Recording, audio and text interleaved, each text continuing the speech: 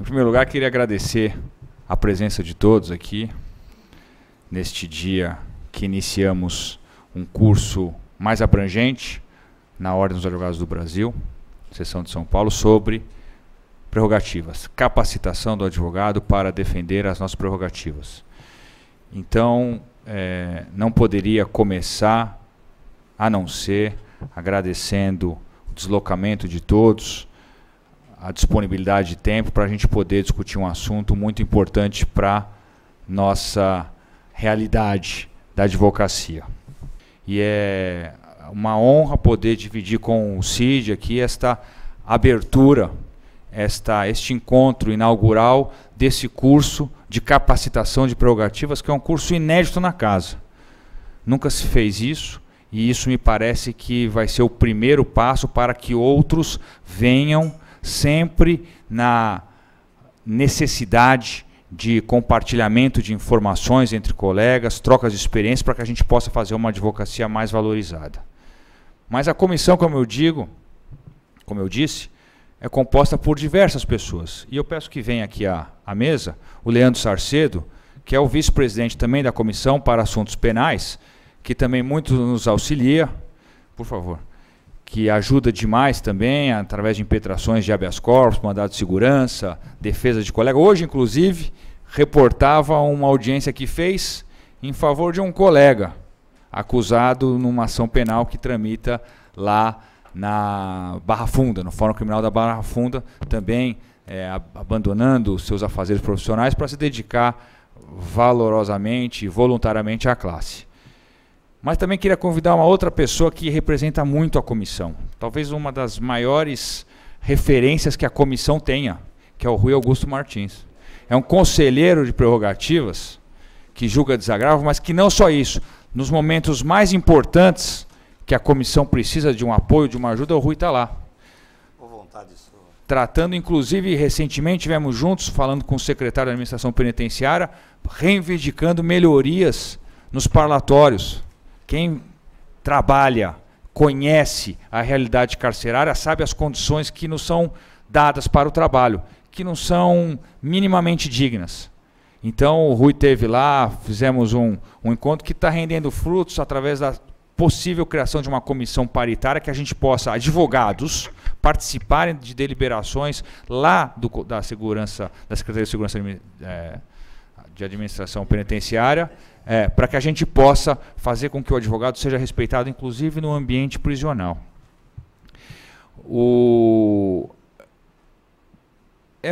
Hoje é um dia que a gente tem aqui na lembrança um grande guerreiro, um grande advogado, e é em homenagem a ele que a gente faz esse curso. Teve a inspiração de darmos início.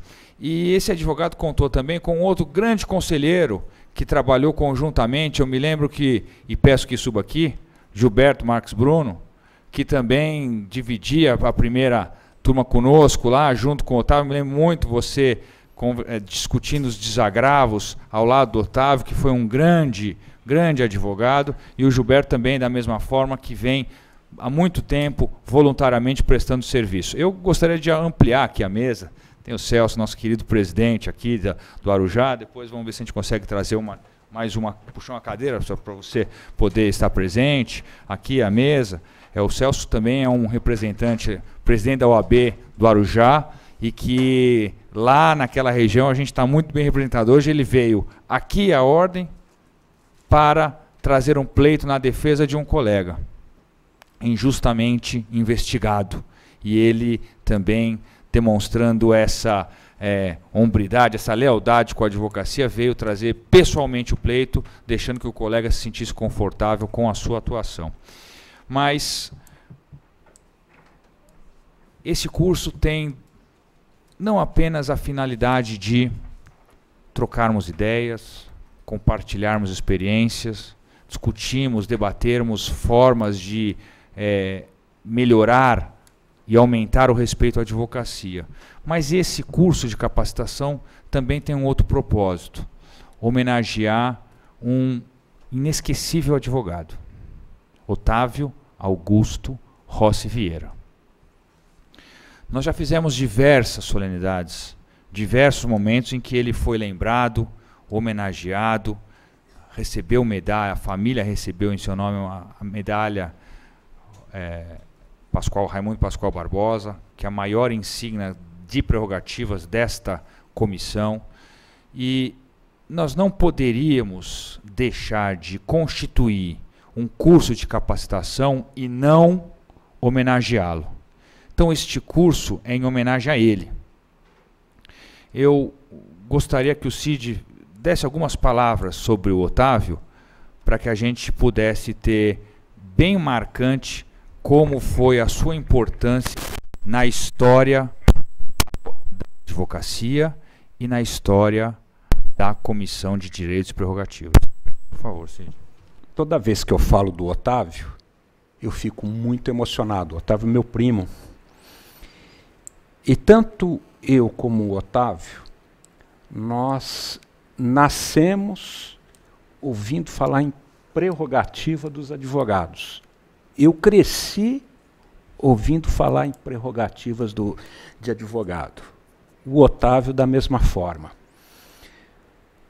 Numa das homenagens feitas ao Otávio no Conselho Seccional, em que o nosso presidente Ricardo usou da palavra, o Ricardo já dizia que o Otávio deixou um legado relativo à possibilidade dos advogados terem o direito da cela especial, que não seria um privilégio do advogado, um direito do advogado. E o Otávio foi o paradigma desse assunto. As primeiras decisões do Supremo, importantes para a advocacia, foi através do Otávio. Ricardo, eu fico, em nome da família, queria agradecer a sua iniciativa de dar um nome desse curso de capacitação de prerrogativas de Otávio Augusto Rossi Vieira.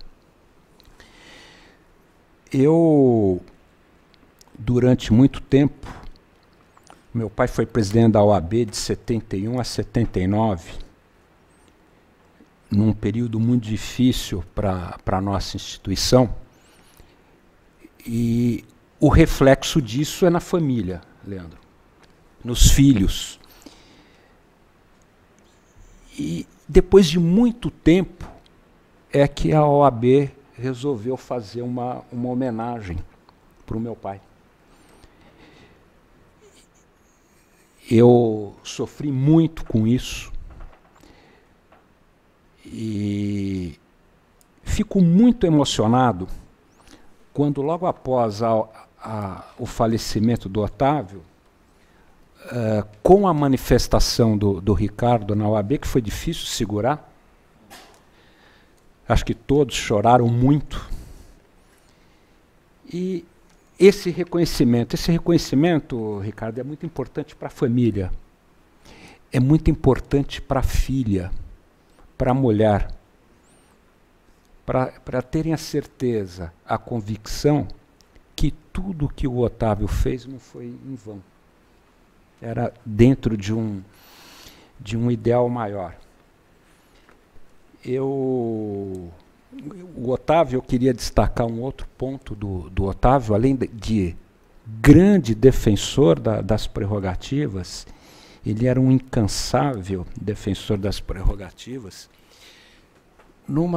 O Otávio acabou falecendo por um problema no coração, e ele, numa das últimas vezes, Ricardo, ele me disse que foi fazer uma audiência lá na Barra Funda e que o coração começou a acelerar. Tamanha era a revolta que ele constatava como é que o juiz tratava um advogado. Era esse o Otávio, com coração. Além desse ponto das prerrogativas do Otávio, e eu sempre faço questão de falar sobre isso, era a preocupação que ele tinha com o ser humano, amor ao próximo, como ele tratava as pessoas. Eu acho que, e tenho a certeza, que o Otávio agora está sorrindo, porque ele está vendo, está constatando que todo aquele objetivo dele de incentivar os advogados a lutar pelas prerrogativas, não se conformarem com os abusos das autoridades, ele está vindo se concretizar hoje aqui pela iniciativa do Ricardo. Muito obrigado, Ricardo. Deus lhe pague pela sua generosidade, pela sua iniciativa. Vou devolver a palavra para você, Ricardo, e dizer que você, nessa gestão, está deixando a sua marca. A marca da amizade, da lealdade com os seus colegas, apoio, incentivo, muitas vezes deixando a sua família, deixando o seu escritório para estar aqui lutando, trabalhando junto com todos nós na defesa das prerrogativas dos advogados. Por enquanto é isso, queria agradecer a todos, ao meu irmão Rui, ao Leandro, ao Gilberto, a presença do Celso aqui, que fazem parte do nosso time, o time de guerreiros nessa luta incansável em defesa das prerrogativas dos advogados. Muito obrigado.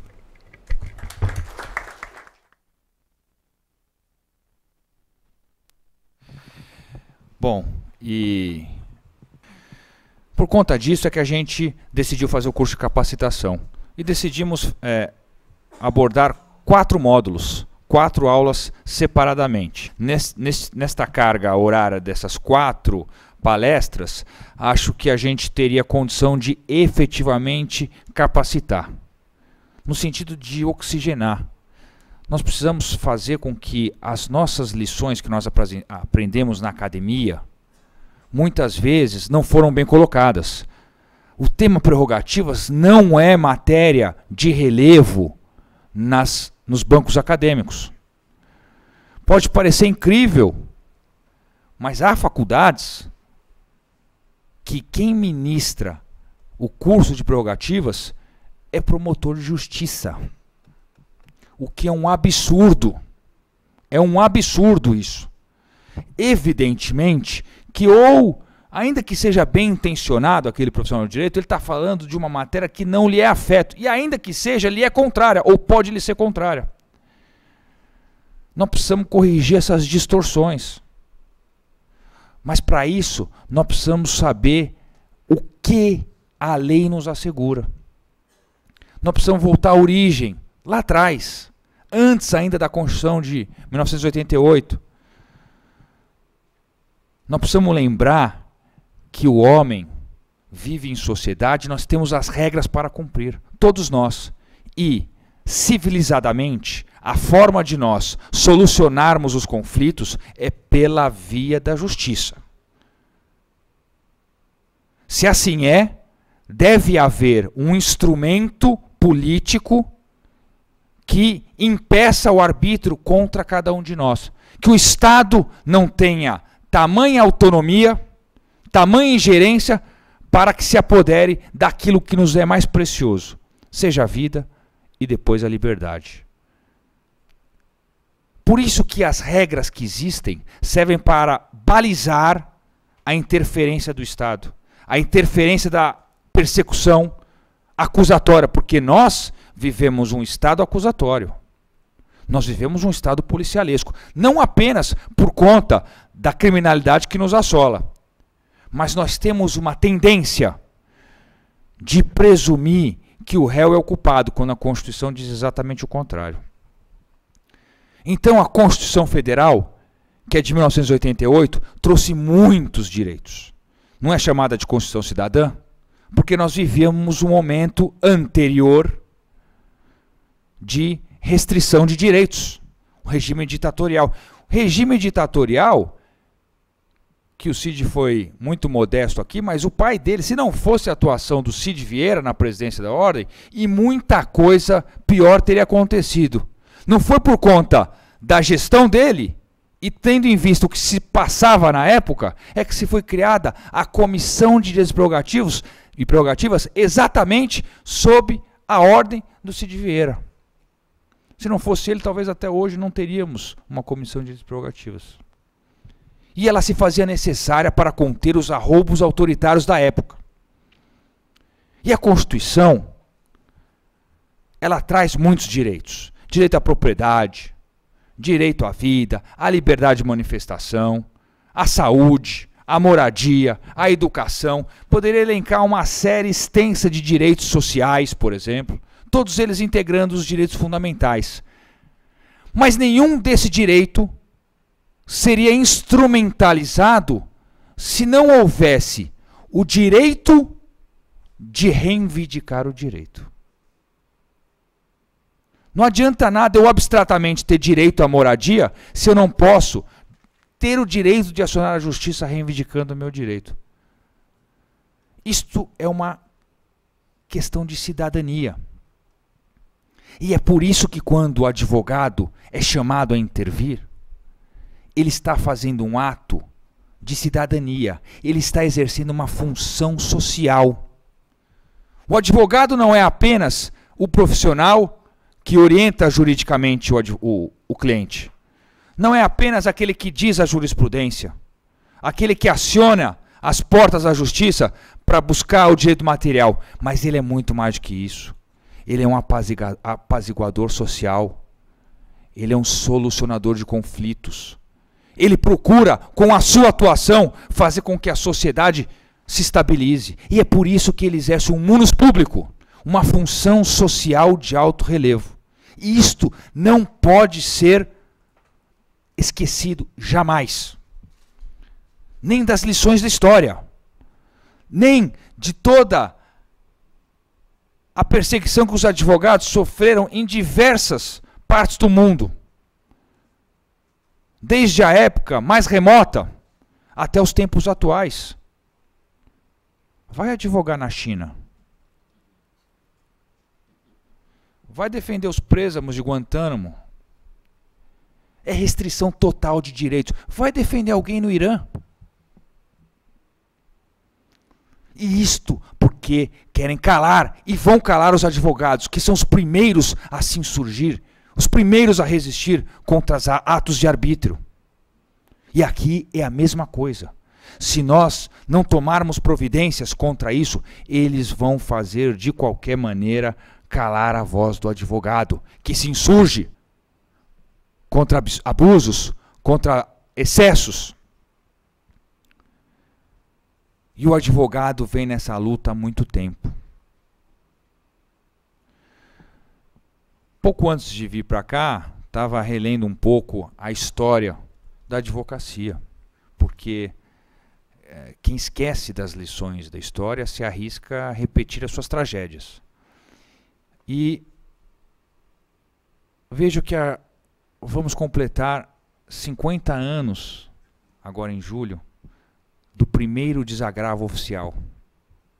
Desagravo que será objeto bastante intenso aqui nesse curso. Ou seja, há meio século já se noticiava, já se registrava abusos contra advogados. Não é, portanto, um fenômeno atual. Ele data de muito tempo.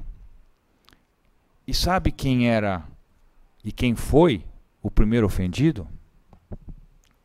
Teotônio Negrão. Ingressou com uma exceção de suspeição contra um juiz, que depois veio a ser presidente do Tribunal de Justiça, e esse juiz, sentindo-se ofendido, por conta de um manejo de um instrumento previsto no Código de Processo Civil, instaurou um inquérito policial contra esta referência do direito brasileiro, que ensejou a pronta reação da ordem, com impetração de habeas corpus, trancamento do inquérito e concessão de desagravo. Surgiu a figura do desagravo público. instrumento importante de valorização da classe, que vai completar 50 anos no dia 1º de julho. Mas não é só. Noé de Azevedo, em 54, escreveu sobre a crise da advocacia. Naquela época, os advogados eram perseguidos e eram questionados porque eles começaram a atuar, vejam só, fora do processo judicial, em procedimentos administrativos.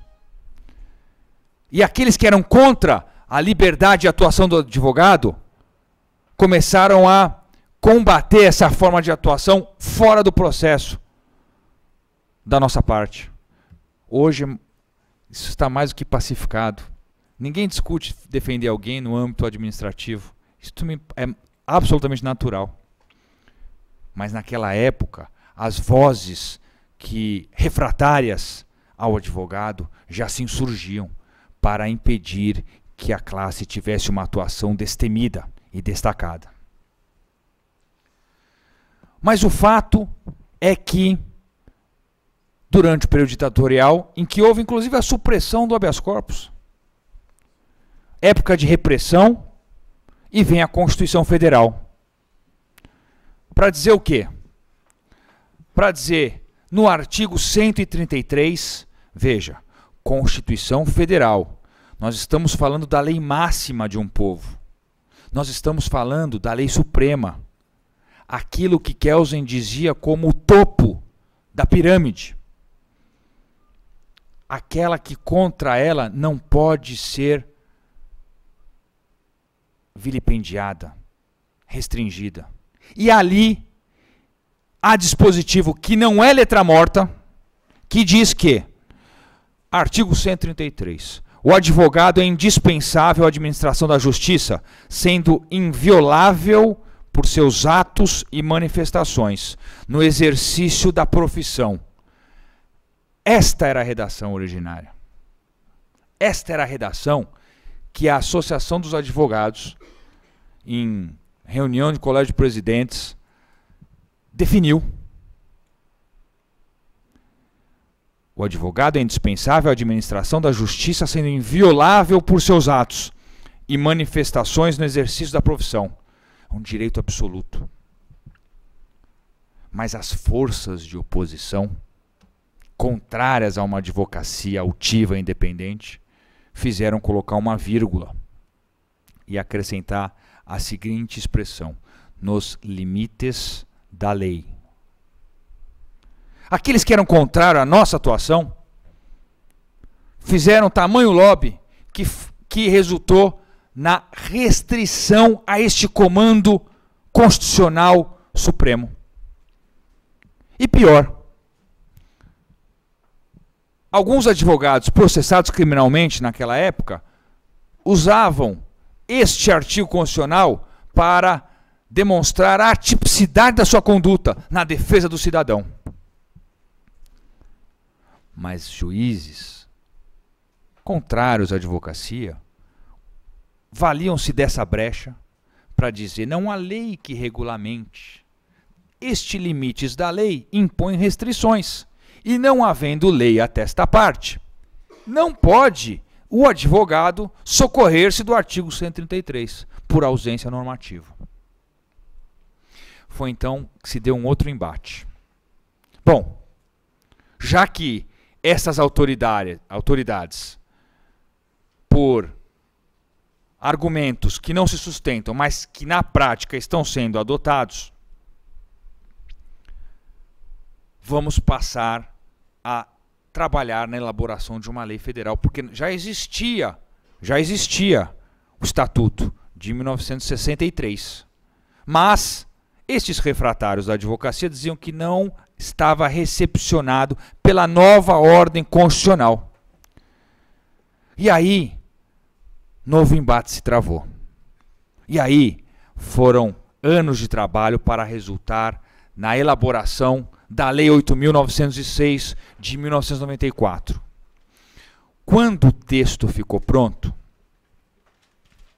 a pressão que as entidades ligadas à magistratura fizeram foi tamanha que eles apresentaram ao então ministro Itamar Franco 11 vetos. 11 vetos na lei. Mas a advocacia foi firme. A OAB empenhou-se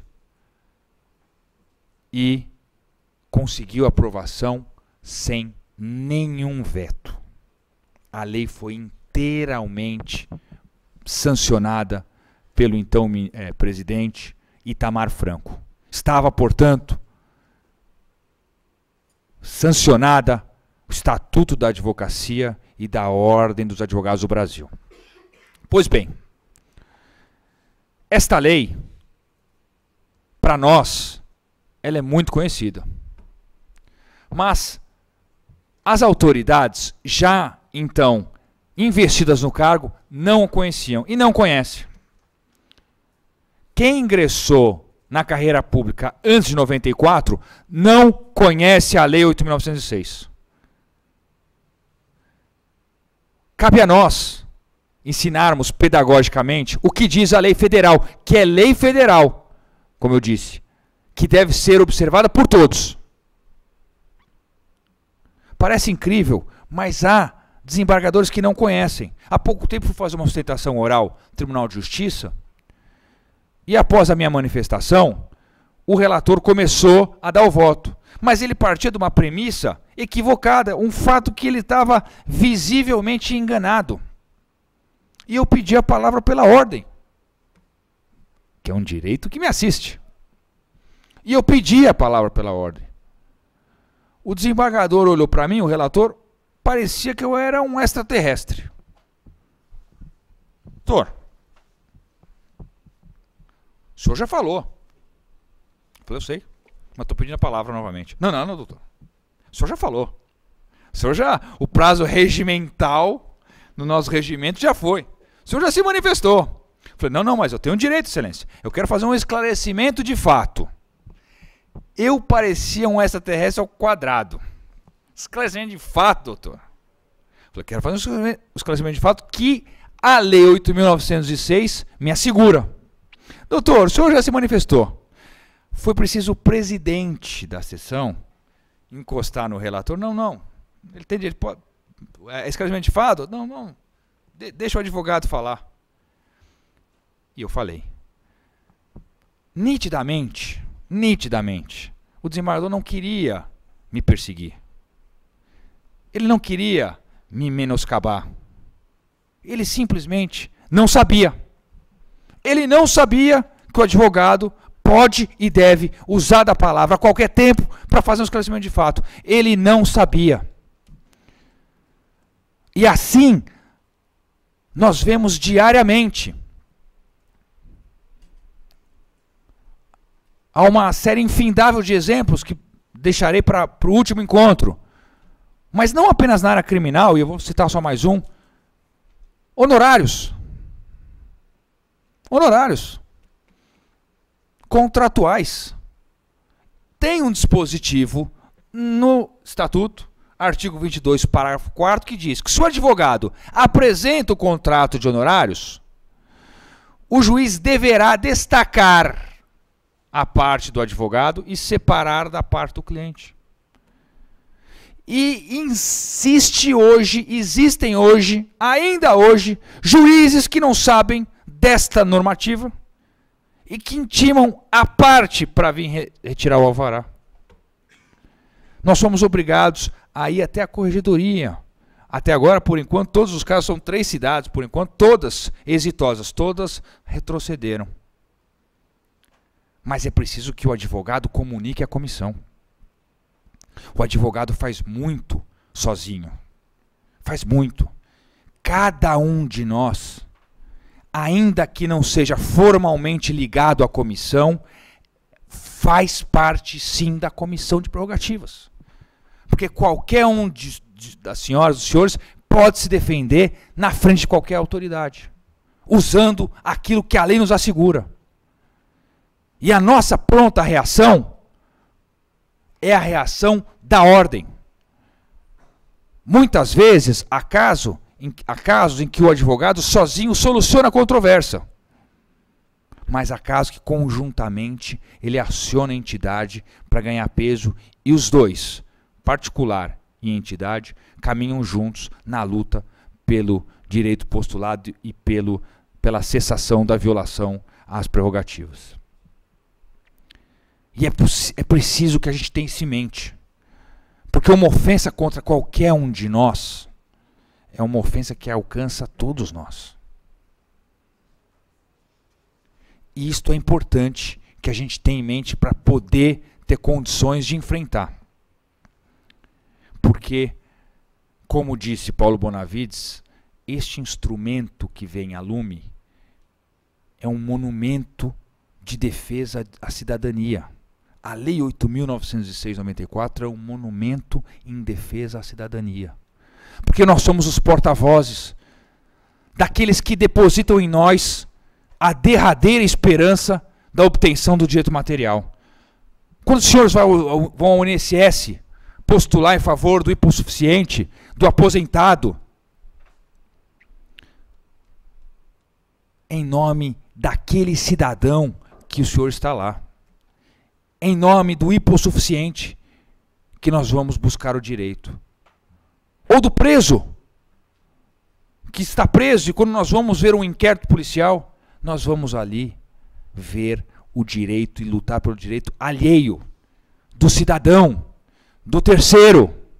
É por isso que a nossa missão é de cidadania, umbilicalmente ligada à cidadania.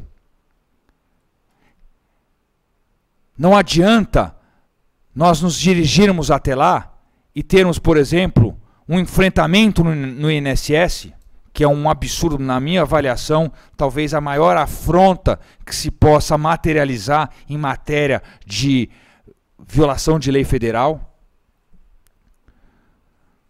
Mas se o advogado não consegue ver o processo no INSS, às vezes na fluência de um prazo, quem vai perder é o cidadão. E esses agentes públicos precisam se conscientizar disso, de que ali estamos na defesa alheia. E se não é pelo bem que eles vão se conscientizar, é pelo mal. É pelo ataque. É pelas 130 representações que nós já fizemos, criminais e correcionais, contra agentes públicos em 2 anos. Se não é pelo bem, é pela lição pedagógica da sua corregedoria. Porque eles têm emprego. Portanto, é bom cuidar deles. Mas muitas vezes nós só temos eficácia se atuarmos conjuntamente. E aí entra uma questão importante, que é o conhecimento das nossas prerrogativas. Nós temos que conhecer aquilo que a lei nos assegura. Nós temos que saber as franquias profissionais das quais dispomos. Mas que franquias? Franquias, prerrogativas. O que são prerrogativas? Por incrível que pareça, a dificuldade de compreensão de prerrogativas.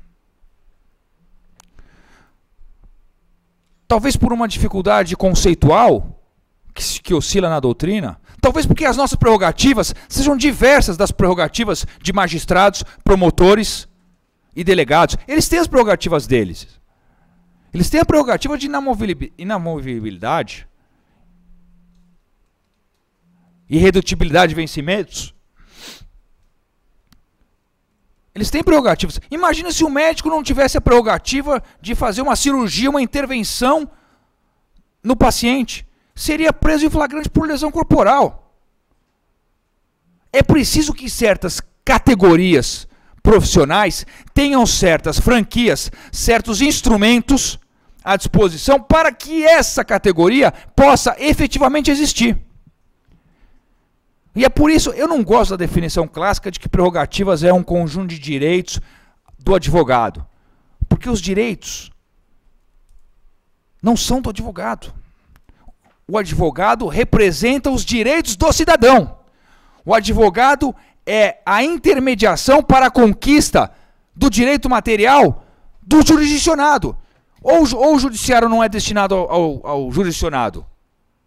Se não for o cidadão, destinatário final do pronunciamento judicial, a quem se destina? A eles próprios, cujos vencimentos, por exemplo, em desembargadores, ultrapassam a casa de 100 mil reais? Eles são um servidor público? Se são, pelo que eu me lembro de lição do direito administrativo, o servidor público é um servidor do público. E eles têm que estar à disposição do público. E se o advogado é o representante do jurisdicionado, é o advogado que tem que ser atendido e respeitado. Porque se não fossem os advogados para ingressarem com essas ações, nem haveria necessidade de tantos cargos providos para juiz. Mas eles se olvidam disso. Eles se arvoram naquela questão de que são agentes públicos e se divinizam. E eles passam assim, autoproclamar, quase endeusados. Aliás, tive uma vez uma reunião com um corregedor que disse que reconhecia que era um ser superior. Ele falou isso. Falou isso. Eu tenho 6 testemunhas que ouviram. Era uma comitiva do interior, eles vinham lá, não, bem simples, humildes. Quando a gente vai no fórum, a gente vai despachar com o juiz, falando baixinho, toda respeitosa, a comitiva. A gente acha, né, que o juiz é um ser superior, tal.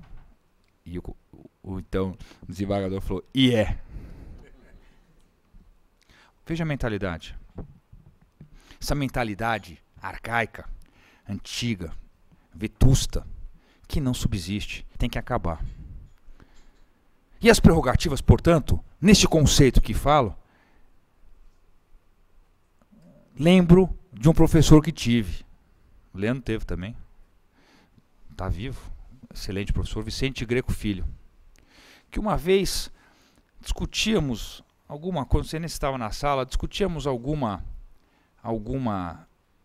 tese, não lembro exatamente o que foi. Ele fez uma anedota, ele fez uma comparação, um cotejo, e dizia que as prerrogativas profissionais, quaisquer que sejam elas são como o oxigênio.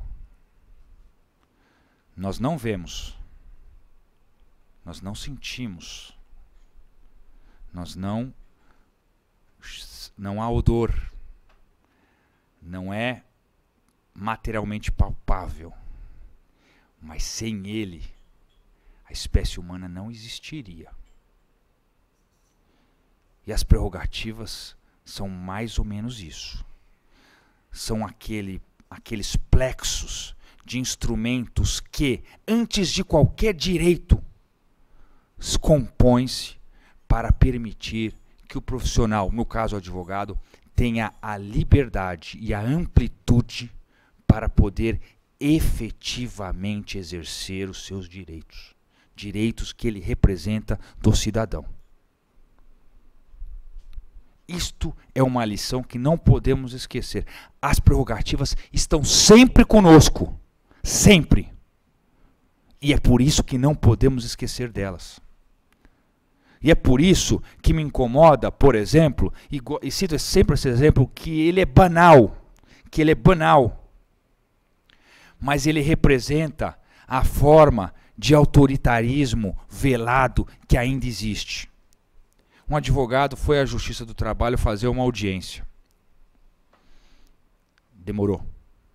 Estava sentado há muito tempo. E no curso da audiência ele se levantou. Acho que o juiz, pelo que eu vejo no processo, o juiz devia ser irmão daquele desembargador que me olhou com cara dessas herés. Porque ele olhou pro advogado que se levantou e ficou em pé. Falou, doutor, sente-se. O advogado também foi surpreendido, porque não esperava que fosse advertido dessa forma. Sente-se, doutor. Estou dizendo. O advogado ficou sem reação. O juiz disse pela terceira vez, doutor, sente-se, eu estou mandando. Veja como vai a evolução. Primeiro um comentário, depois um pedido, depois uma ordem. Não, mas doutor, ele se calou, abaixou a cabeça e se sentou. Depois ele veio pedir o auxílio da comissão.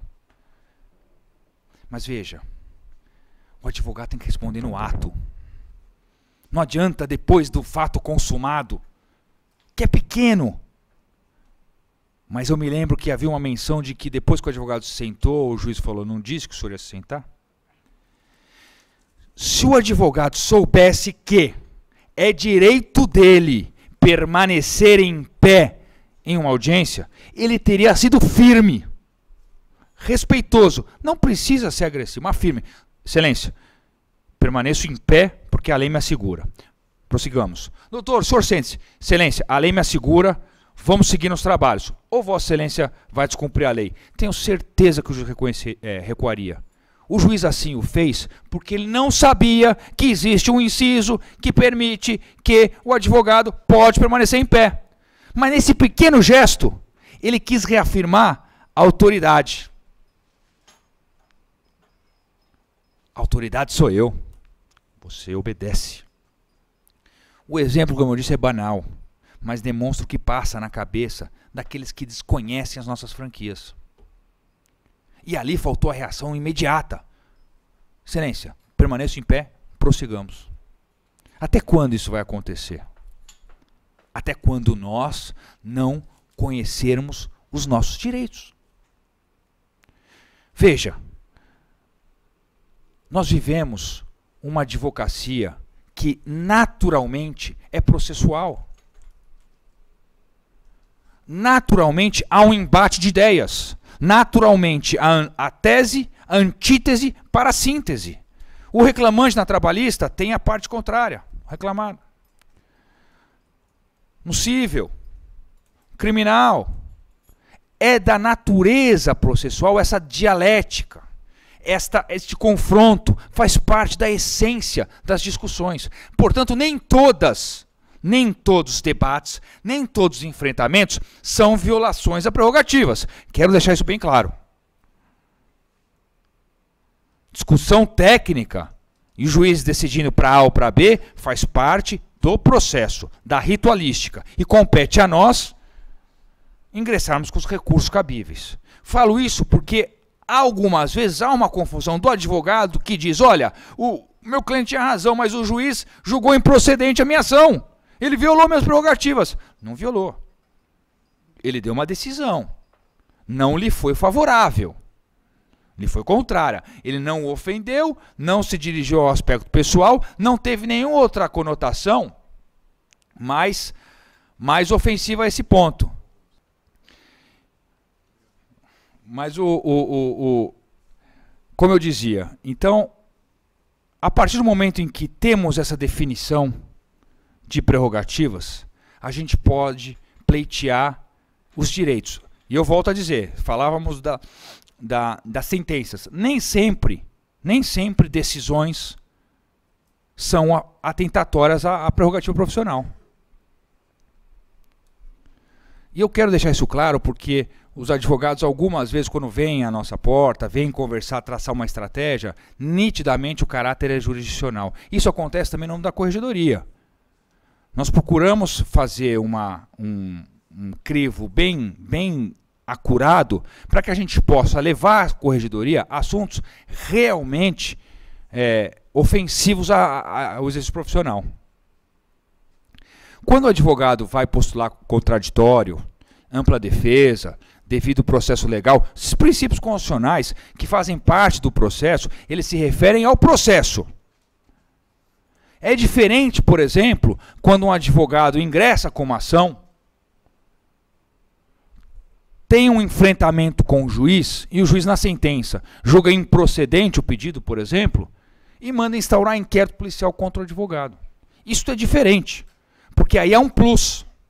Aí é um aspecto atentatório, ainda que indireto, mas intimidativo, àquela atuação profissional.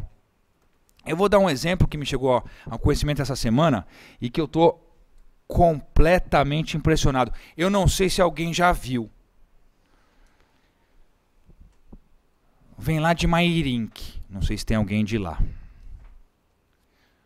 Um juiz do Trabalho estipulou uma multa de R$7.000 a uma colega se eventualmente ela fizesse qualquer petição nos autos. Eu não sei se alguém já viu isso. Um absurdo, intimidando, nesse caso, ostensivamente, a atuação livre daquela que está defendendo o direito de um cidadão. O mandado de segurança já foi preparado, até pelo Conselho Regional de Prerrogativa de Sorocaba. A procuração acho que iria hoje, porque aconteceu faz 10 dias que chegou ao nosso conhecimento. Eles devem impetrar por esses dias o mandado de segurança. Pedindo liminar, porque isto é uma prova ostensiva de afronta a nosso exercício profissional. Isto sim é matéria de prerrogativas. Isto sim. É matéria de prerrogativas quando nós vamos, né, Rui, a um estabelecimento prisional. O Rui estava conosco lá na Secretaria da Administração Penitenciária e a advogada comparece lá e os agentes penitenciários, de uma forma irônica, por conta do apito do detector de metal, costumeiramente fazem as moças irem tirando suas vestimentas. Ah, mas está apitando, tira o sapato, mas tem a calça, tem o sutiã, tem não sei o quê. Sempre sob os olhares de meia dúzia, 8 agentes esperando a moça se despir. Isso é uma vergonha. Todas as representações criminais que nós fizemos ao Ministério Público neste assunto, todas, e foram 12 ou 14, todas o Procurador-Geral mandou instaurar inquérito policial contra os diretores de estabelecimento prisionais. Mas veja, isso só chega para nós se os advogados nos avisarem. E aí aquele ponto que eu falei, em que é o ponto em que advogado e entidade trabalham conjuntamente. Porque se o advogado fica quieto, a advogada engole, vai para sua casa e não fala nada para ninguém, nós nunca poderemos cooperar. Não há como a entidade se mexer e se mobilizar para que isso acabe. Não há como. Sim, sem dúvida. Esse que o Rui falou é a prova cabal de que nós temos que nos defender em primeiro lugar. E muitas vezes a prerrogativa, o afronta é imediata, é naquele momento, é na audiência.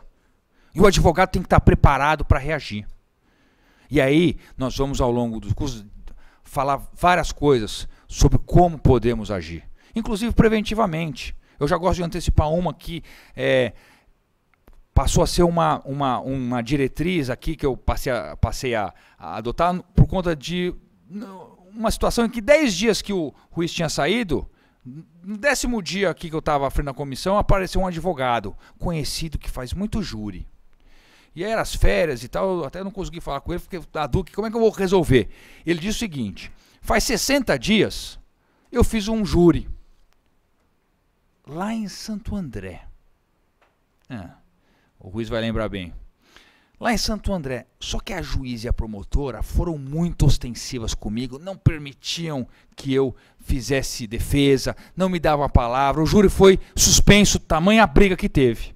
E eu me lembrei que lá era um lugar complicado, porque essa juíza e essa promotora já haviam instaurado um inquérito policial contra uma advogada, que havia mandado a juíza voltar a estudar. E que o Ruiz era o presidente da comissão, impetrou um habeas corpus e trancou o inquérito. Então eu me lembrava daquele inquérito que ele havia trancado, da juíza, da promotora, falei, eu já sei que lá tem problema. E o advogado falou, tive muito problema, eu preciso de ajuda. E aí conversando, falou assim, o júri daqui a 2 dias. Eu falei, olha, o que eu posso sugerir, meio de susto, né, porque a gente fica meio sem saber, sabia que ia ter problema, pelo precedente que a gente já conhecia. Falou, eu posso pedir lá para Santo André algum integrante da comissão acompanhar o júri. Ele seria, tá, eu faço um ofício aqui, ele vai representando a comissão. E mandamos 2 integrantes. Antes de começar a audiência, o júri, os advogados se apresentaram à juíza como integrantes da comissão de prerrogativas, que ali estavam não para ver o mérito, se o réu vai ser culpado, inocentado, não estavam lá para isso. A decisão dos jurados para eles era indiferente. Eles estavam ali para uma única finalidade: para assegurar o exercício de defesa do advogado. A juíza percebeu que haveria testemunha estranha, porque eles gostam quando é só a palavra do advogado contra a palavra do juiz. Não vai a lugar algum. Aí o advogado leva o cliente. Aí a corregedoria, o juiz leva o oficial de gabinete. Tendenciosa, não vai a lugar algum. E quando vai gente de fora, coisa que a Justiça do Trabalho faz muito depois disso, quando vai um advogado antes, que foi o caso, o juiz passa a ter mais cautela. E aí, quando teve o júri 2 dias depois, o advogado me ligou e disse estas palavras: eu estou falando a mais pura verdade, entre aspas. Olha que ele faz júri há 30 anos ou mais. Ele disse: eu nunca fui tão respeitado numa sessão de júri como na quarta-feira. Por quê? Porque havia gente de fora. O Rodrigo faz isso aqui. Quantas vezes já pedimos para que acompanhe? Amanhã tem um acompanhamento aqui com o desembargador. Quantas vezes? Nós tivemos um problema na semana passada lá em Osasco, que lá na Justiça Federal, o juiz, o advogado entra no prédio da Justiça Federal, o juiz ele anota o nome, a portaria anota o nome, número da OAB, endereço, que vara que vai. Um absurdo. Fica uma fila de advogados para entrar na Justiça Federal de Osasco. Nós tivemos lá. Chamei 2 ou 3 conselheiros seccionais, chamei a presidente da ordem local e levei um fotógrafo. Falei para o juiz, nós viemos documentar aqui o exemplo, porque não é, o juiz já viu meia dúzia de advogados, um fotógrafo. Nós viemos documentar, porque o senhor quer ver a fila, como fica lá? O senhor já viu os idosos tomando chuva? O senhor nunca viu? Tem cadeirante que fica ali fora, tem os advogados.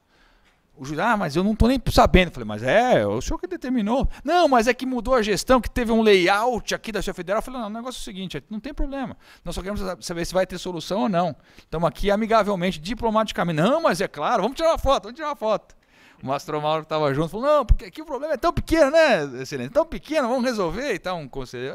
Vamos, 15 dias aí que eu já vou acertar isso e tal. Eu preciso ver os provimentos. Falei, nenhuma lei diz que é obrigatoriedade do advogado se apresentar como ordem, com escrever um livro e tal. Não, vamos resolver e tal.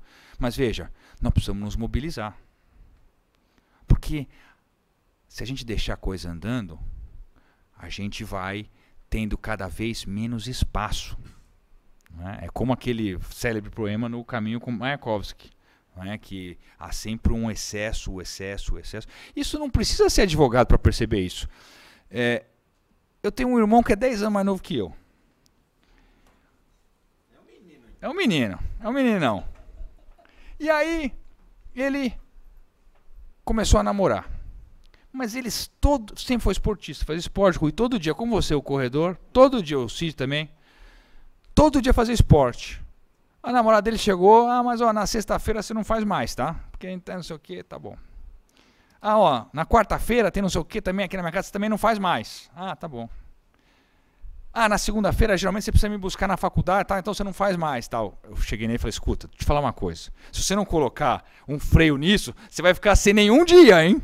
Você corta já, corta pela raiz, porque senão não volta atrás. É igual juiz, promotor, delegado, serventuário. Vai no fórum. O juiz, o rapaz do fórum fala, doutor, você está vendo um processo? Não estou achando o seu processo, o senhor volta depois, tá? Tá bom. Você vai virar as costas, ele fala, isso aqui foi fácil.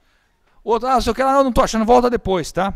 Eles vão fazendo isso e vão aumentando. Mas é claro, é lógico. Se a gente abaixa a cabeça, tudo bem, não tem problema, a gente vai embora e eles continuam lá. Isso é fácil. Você tem 2 credores. Um que, quando liga, fala, você está me devendo e tal, dá para você pagar? Eu estou sem dinheiro, me liga semana que vem. Então tá bom, um abração, viu? Um abraço para você, para sua família, ótimo. Aí tem outro que fala, escuta, você tem que me pagar, pô. Não. Estou dizendo, você vai me pagar. Eu vou tomar as medidas judiciais. Eu vou te notificar. Eu vou no Serasa. Escuta, você está pensando o quê? Falou mais energicamente. Não, claro. Não, vamos, vou acertar. Aí entrou um dinheiro para você. Quem você vai pagar? Não tem dúvida. O advogado é a mesma coisa. Fala, ó, eu estou aqui para ver o processo, eu vou ver. Pode procurar. Aqui é a sua função, é minha função. Eu espero, não tem problema. Muitas vezes é fluência de prazo. Muitas vezes a gente vai cedendo um pouquinho aqui, um pouquinho lá. Ah, eu conheço, então deixa para depois. E a gente vai deixando eles se expandirem. E quando a gente vai ver, a gente não consegue retroagir. Não consegue. E isto compete a nós, como o Rui disse, como primeiro defensor. E aí, quando eu falei do conhecimento, eu quero entrar numa outra diretriz, que é a solidariedade. Isto, para mim, é uma questão fundamental. É intolerável, e estou dizendo exemplos da comissão, que a gente tenha casos em que o advogado é humilhado pelo cartorário por questões como essa. Não achei seu processo, o senhor vai embora, isso, o senhor é isso, tal. E o colega de trás, ao invés de se solidarizar o colega e falar, vamos achar o processo sim. Cadê? Perderam? Faz uma certidão. E se estiver na fluência do prazo, prejudica-se o cidadão? Em vez dele amparar o colega, se solidarizar o colega, ele chegar no colega para falar, ô amigo, pô, tá, olha a fila que você está fazendo, vai embora daqui, cara, depois você volta. Nós mesmos damos munição aos nossos oponentes. É inconcebível ter um procedimento aqui que você veja, advogada, que sai de uma audiência com a seguinte frase, dita pelo juiz na frente de todos.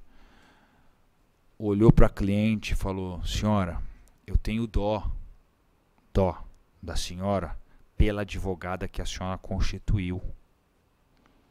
E a advogada pedir ao colega adversário, no âmbito civil, oponente, não adversário, mas oponente, doutor, o senhor viu o que ele me falou? O senhor dá uma declaração que eu vou para a corregedoria contra ele? E eu? Uma declaração? Contra o juiz? Eu não. O problema é teu. O problema não é dela. O problema é dele também. Isto é inconcebível. E esta solidariedade que falta na nossa casa. É a solidariedade que falta entre nós. Hoje em dia se acentua isso com a digitalização. Todo mundo fica no escritório mandando aí os arquivos. Nós não vamos mais aos fóruns. Nós não nos conhecemos. Nós não repartimos informações. Nós não compartilhamos ideias, estratégias. Às vezes aqui pode ter um juiz numa vara aqui que já perseguiu 1, 2, 3, 4, 5, 6 e nós não sabemos, nós não nos comunicamos. Esta ação solidária que nós precisamos resgatar. E resgatamos assim, participando dos encontros, participando da ordem, vindo para a ordem, entrando nas comissões, indo às palestras.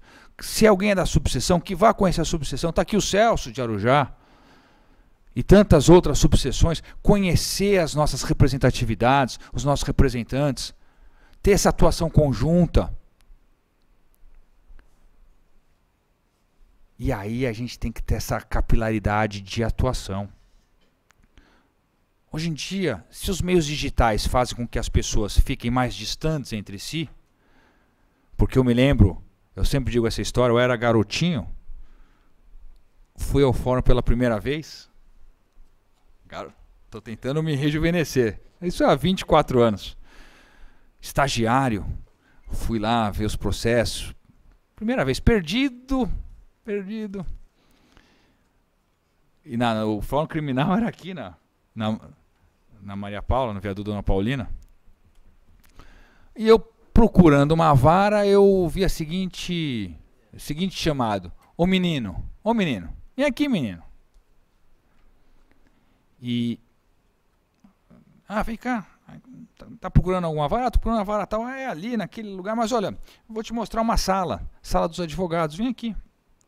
E ele me conduziu pelo braço. E fui à sala dos advogados. E aí ele falou, ó, esse é o doutor tal. Como é que é o seu nome? Eu falei, Ricardo. Ah, esse é o doutor tal, esse é o doutor tal. Me lembro do Mário de Oliveira. Doutor Mário de Oliveira, doutor não sei o quê, doutor não sei o quê, doutor não sei o quê. Tinha uns 15 advogados criminalistas ali e tal. Tá bom. E ele falou, eu sou o Raimundo Pascoal Barbosa. Tinha sido presidente dessa casa. Mas olha a preocupação dele. Criminalista que todos conhecem, todos conhecemos.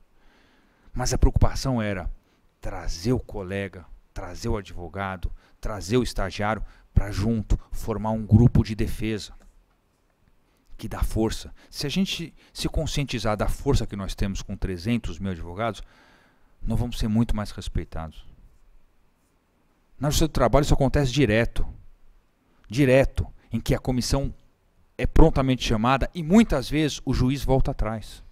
Muitas vezes, porque eles têm medo de grupo e têm medo de imprensa. Uma coisa é ficar no boca a boca um com o outro. Outra coisa é a gente publicizar aquilo, chamar mais gente, chamar testemunha, chamar, ó, colega, me testemunhe isso, está acontecendo isso. E aí, a partir de pessoas estranhas àquela relação, a gente possa ter um enfoque muito mais forte e muito mais invasivo.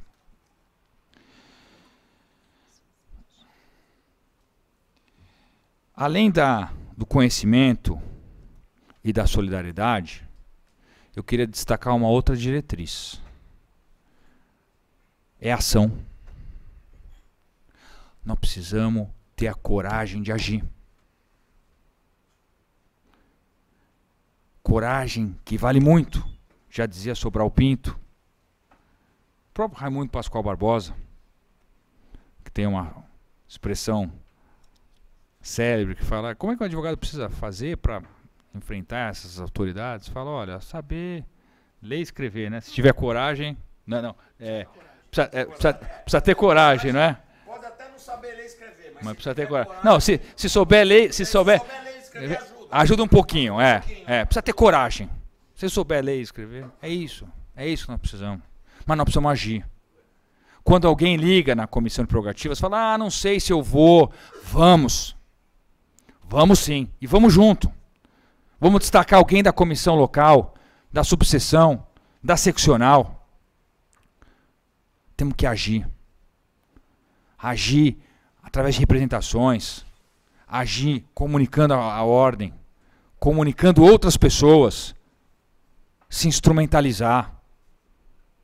Para que a gente possa usar de alguns argumentos, de alguns instrumentos. O desagravo é um deles. As representações na corregedoria. Não estamos pensando em alguma questão aí, né? Eu tive uma reunião da Comissão de Prerrogativas, do Conselho, a respeito de fazer um projeto de lei para fazer com que a autoridade que tenha contra si um desagravo seja impedida de entrar nos nossos quadros. Porque quando eles completam 70 anos, eles querem vir para cá. Eles querem vir para cá. Quando sai a expulsória lá, não, eu sempre fui um respeitador das prerrogativas. Posso imaginar, você pega a ficha dele. Isso precisa acabar. Eles precisam saber que se não respeitarem no exercício da função pública, não respeitarem a advocacia, as partes, as testemunhas, eles podem estar sujeitos a ter um indeferimento de inscrição nesses quadros. E é isso o ponto que nós estamos trabalhando numa redação, porque há várias opiniões para que a gente possa ter o tiro certo. Proposta que já foi levada a Brasília, na Conferência Nacional dos Encontros de Prerrogativas, e que foi aprovado por unanimidade. E nós de São Paulo, que levamos e ficamos de fazer a redação. Mas além da solidariedade, da ação, do conhecimento, é a informação. A informação é outra diretriz que nós não podemos abdicar. E essas informações nós obtemos nesses nossos encontros. Lendo as decisões recentes sobre prerrogativas e violações favoráveis, no site da Ordem, na página da comissão, tem um capítulo só de jurisprudência. Só de jurisprudência, tem um monte de jurisprudência. Trancamento de trancamento de ação penal, absolvição em ações penais, afastamento de multas, honorários elevados, que o advogado pode ter esses instrumentos em mãos para poder avançar. O Facebook, já que falamos aqui de mídias digitais, o Facebook, Rodrigo sabe bem dessa história, teve uma vez que teve um advogado que foi ameaçado de ser preso por desacato numa delegacia aqui perto. 13º DP, 10h30 da noite. E aí o advogado entrou em contato com a comissão. Ligou, falou comigo, eu pus no Facebook. Reação imediata, prisão de advogado, 13º DP, quem está próximo do local, pode alguém comparecer? O Rodrigo foi mais o primo. O primo e o da Milton. Foram 3 advogados. Eu pergunto, à noite, 11 horas da noite, aparecendo 3 advogados isoladamente da comissão de prerrogativas, eu pergunto, o delegado fez o inquérito flagrante, o TC, contra o colega por desacato? Claro que não. Presidente, deixa eu... É verdade, e lembro que outra coisa, pedir desculpa, até agora o advogado começa assim, desculpa, mas eu queria... Que desculpa? Essa palavra não existe ali. Diz que eu queria... Não tem isso. Não pode ter isso, nunca. Nunca. A gente tem que falar assim, pela ordem, a palavra. Ponto final, nós estamos lá num ambiente profissional. Essas situações, a gente já começa para baixo. A gente já começa dizendo, olha, realmente eu sou submisso, então pode fazer o que quiser. Nada de desculpa, peço a palavra. Pela ordem. Firme. É por aí o caminho. Eu dei algumas diretrizes que eu achava importante nesse primeiro encontro, nós teremos mais 4. Queria reafirmar aqui a todos que estamos todos aí sempre à disposição. A comissão é muito vigilante, nós somos mais de 200 integrantes só em São Paulo, portanto é um time muito grande que muito trabalha, todos. Aqui é a comissão, como eu disse no início, é um ente abstrato. Sempre respaldado pelo nosso presidente Marcos da Costa, que isso eu tenho que tirar o chapéu e por lealdade, que deu carta branca para que a gente possa trabalhar. Eu não preciso me dirigir a ele para pedir se eu posso fazer isso ou aquilo, não. É defesa do advogado? Vá em frente sempre. Na dúvida, em prol do advogado.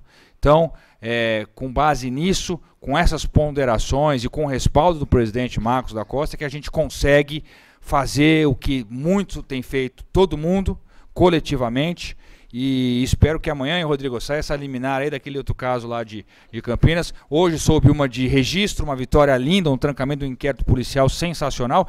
A gente, graças ao nosso Luiz Fernando Afonso Rodrigues, conselheiro lá de Santos, e que a gente procura sempre noticiar também no Facebook para que a gente possa ter mais e mais armamentos e munições para a gente reagir.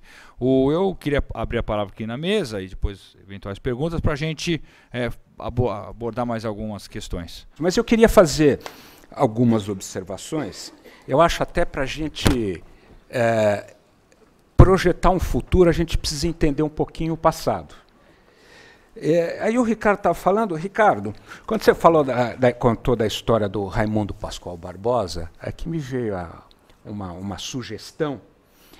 Que tal nós aqui da Prerrogativas, uma vez por mês, nos reunirmos no Fórum Criminal? O Raimundo Pascoal, eu estou pensando no Raimundo Pascoal Barbosa, a gente passar lá, Ruiz, 1 hora, 1h30, 2 horas, bater papo, ter contato com os colegas, aquilo que o Pascoal fazia há alguns anos atrás na sala dos advogados. Vamos lá na sala no plantão das prerrogativas. É importante nós termos um plantão atuante lá no Fórum Criminal para acompanhar os casos de júri. Eu lembro, o Ruiz era o presidente, eu estava respondendo pela presidência, nós demos um desagravo de ofício naquele promotor que pulou, não vou dizer que pulou a cerca, mas ele pulou e agrediu um colega nosso. Um outro desagravo de ofício, dois colegas foram dar assistência a um colega advogado na Polícia Federal. Foi impetrado, Ricardo, acho que foi um habeas corpus, teve uma medida liminar. O delegado rasgou o ofício. Foi concedido um habeas corpus de ofício. Tem outros casos. Tem um caso aí que nós já conversamos. Juiz do quinto, que não recebe advogado, nós temos que dar desagravo de ofício. A nossa segunda turma, Ricardo, que o Rui e o Gilberto fazem parte, nos desagravos, tem sido uma orientação, um consenso da turma, desagravo no local. Quantos desagravos na Justiça do Trabalho? Quando a gente fala em violação de prerrogativas, às vezes não é violação de prerrogativas, mas é desrespeito ao advogado, menosprezar o advogado. O colega vai despachar uma petição, pois não, doutor. É o pois não, doutor. Nós demos, né, Gilberto, um desagravo há 2 sessões atrás, que começou o desrespeito ao advogado, o pois não, doutor. É aquela frase clássica. Mas vamos pensar, Ricardo, nessa parte, da gente fazer uma ida da comissão de prerrogativas, uma vez por mês, ir revezando, ou no fórum trabalhista, ou no fórum criminal, para a gente aproximar mais, voltar àquela convivência que existia na sala dos advogados. Eu acho que pode ficar essa sugestão. Em muitos casos, não é caso de desagravo, mas é caso de falta de educação, falta de trato. Juízes que desrespeitam o advogado. Nós temos um projeto de lei que é o projeto de desacatar o advogado no exercício da profissão. Esse projeto de lei era um projeto de lei do deputado Jundiabe. Ele estava na antiga comissão de Justiça. O relator era o Ricardo Trípoli, nosso colega. Tinha parecer favorável. Eu não sei como é que está o andamento desse projeto, mas é um projeto importante, porque muitas vezes o advogado é destratado. Seria um caso típico de você ingressar com uma queixa-crime contra o magistrado. Eu acho que a gente precisava ver isso também. Quando a gente fala você falou muito bem na parte constitucional das prerrogativas do advogado, eu falei isso em Atibaia, representando o Ruiz. Nós tivemos um papel importantíssimo dos advogados na ditadura militar. E na época da ditadura militar, as violações das prerrogativas não é como nós temos as violações hoje. Hoje se viola muito mais prerrogativas do que na época da ditadura militar. Agora, o que eu estranho é que aqueles que tiveram as prerrogativas violadas durante a ditadura militar, ou aqueles réus que os seus advogados tiveram violadas as prerrogativas na ditadura militar, mais precisamente nas 2 últimas eleições presidenciais, no programa de governo, não falaram uma linha a respeito da defesa das prerrogativas. Eu me lembro que, na época, o candidato José Serra esteve no Conselho Federal e não falou absolutamente nada. A candidata Dilma Rousseff, nada sobre violação de prerrogativas. Ela foi presa. Foi defendida por advogado no auge da ditadura militar. Sem falar do ex-presidente Luiz Inácio Lula da Silva. Então, eu acho que nós precisamos, Ricardo, há necessidade de se divulgar mais divulgar nas universidades o que é prerrogativa. E você colocou muito bem, não tem porquê prerrogativa profissional ser ministrada por promotor de justiça. A verdade é que esses juízes, essas autoridades, hoje, desconhecem as prerrogativas. Não sabem o que aconteceu no passado. Então, nós precisamos divulgar a solidariedade, a união, porque somente com a união de toda a classe nós vamos conseguir enfrentar esse grave problema da violação das prerrogativas profissionais. Só para terminar, e eu não poderia deixar de mencionar, quando se falou daquelas autoridades que se aposentam e depois vêm requerer a inscrição na ordem. Acho que o último caso rumoroso foi do ministro Joaquim Barbosa, que adora advogado, mas ele acorda às 11 horas da manhã, advogado. Como é que é, Ruiz? Advogado dorme até... Para que precisa abrir o fórum às 9 se advogado dorme até às 11 horas? Eu, 9 horas da manhã, já estou no escritório há muito tempo. O Ricardo também, o Ruiz, todos nós sabemos que 11 horas da manhã. E ele foi um ministro que não valorizou a classe dos advogados. Zero. Ele pode ter tido, nas decisões do mensalão, ele pode ter andado bem, mas desrespeitou as prerrogativas dos advogados. E nós temos... E foi pedir inscrição. Aqui em São Paulo, eu tenho certeza que o nosso conselho não deixaria passar. Aqui em São Paulo, não. São Paulo, que sempre teve uma posição dentro do cenário nacional. A seccional de São Paulo sempre teve à frente dos graves problemas da nossa classe. Nós temos aqui, quantos advogados hoje, Ruiz, em São Paulo? 350, mais de 350 mil. Então, o centro da advocacia, quase metade da advocacia do Brasil, está concentrada em São Paulo. Os grandes problemas das violações das prerrogativas é aqui de São Paulo.